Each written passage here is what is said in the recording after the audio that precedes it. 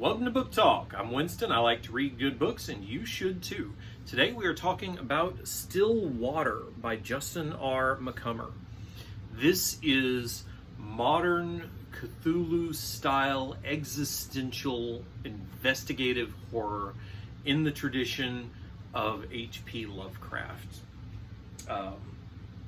Justin was a good friend. I met him in the mid-90s. We were part of a writing club, and I'm so grateful for the time that I got to work with him and to share that experience with him. Cancer claimed him a number of years ago, but we still have his books. And Still Water is, I believe, one of his better examples. This is in the best tradition of Stephen King, a comparison which I think Justin would thank me for. But it is also in the best tradition of Manly Wade Wellman, a comparison which I'm not so sure that he would thank me for.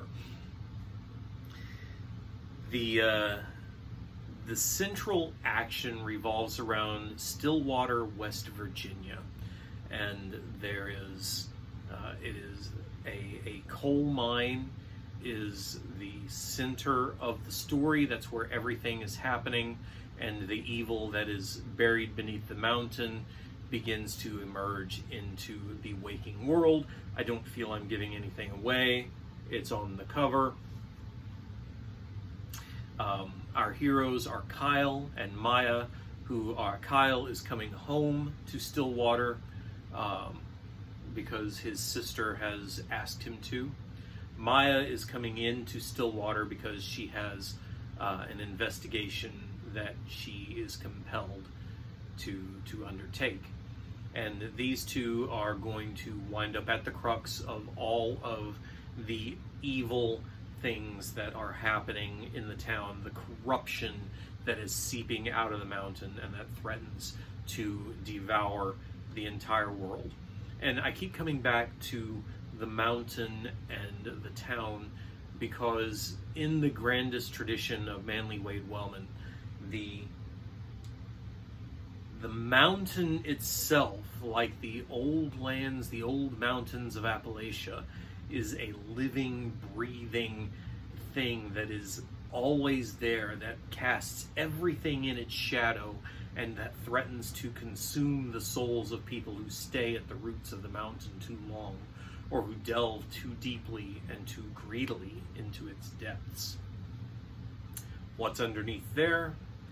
That's that is the heart of the evil. That is the heart of the mystery, and it is up to Kyle and Maya to figure out what they are going to do about it. It is it's not a large cast, but it is an intensely developed and diverse cast in the same way that Stephen King develops and diversifies his cast. There are people from all over who are doing with all kinds of motivations, who are there for all kinds of reasons, and who come to all kinds of grisly and horrific ends.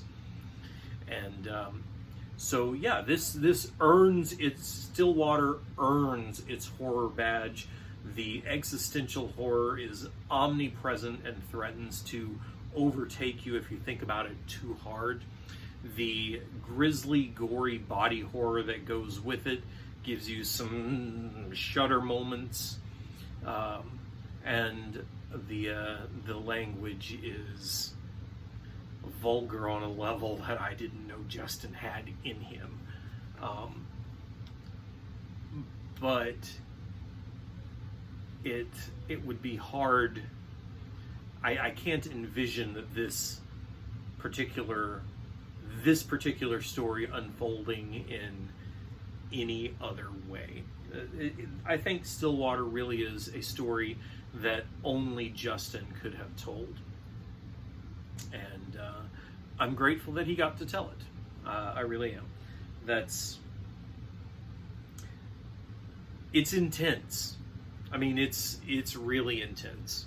And it follows up. There's a sequel called Fragile, which goes off in a different direction. And his other work is mostly sci-fi and some some other horror, and that goes off in a different direction. But Stillwater is the one that had provided me with the imagery that really stays with me. Now, out of all of this, it's also a book that makes me intensely sad.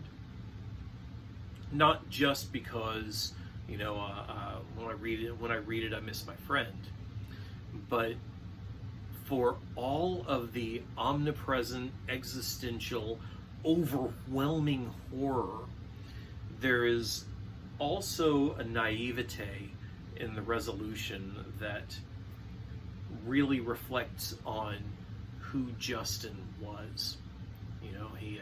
He loved this stuff, but he couldn't quite bring himself to believe it, and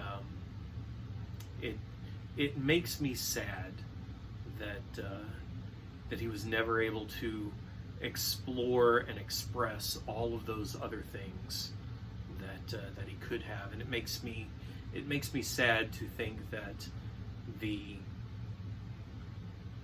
resolution of this book really was how he looked at the world and the way he felt about things. And I was just never able to come to grips with him in that way. So,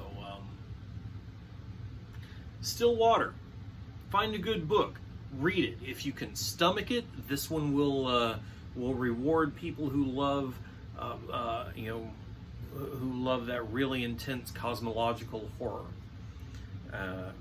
And when you've done that, come on back here, because there's more book talk yet to come.